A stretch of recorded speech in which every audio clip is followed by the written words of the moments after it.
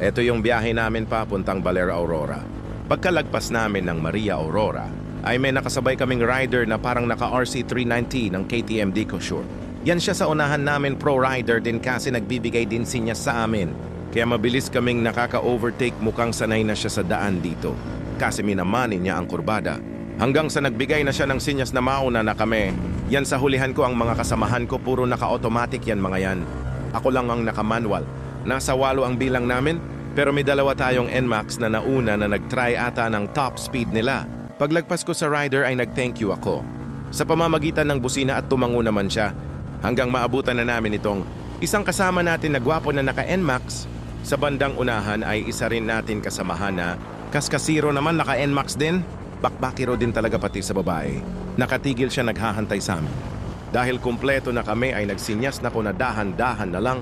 Dahil yung bossing namin na naka-NMAX din ay tamang chill ride na lang siya sa unahan. Tapos yung naka RC390 ng KTM ay kasama pa rin pala namin. Pero bumabakbak na din palapit sa akin, parang naboboring na sa takbuhan. Nang malapit na siya ay tinabihan niya ako. At sabay-sabi na, ang galing nyo. Naman chill ride lang kayo at ingat daw kami. Tumango lang ako dahil nagulat ako sa kanya. Pero itong kasamahan namin na naka-NMAX ay inatake. Na naman ng sakit niya na pala habol, iniwan na naman kami para habulin yung rider na parang big bike.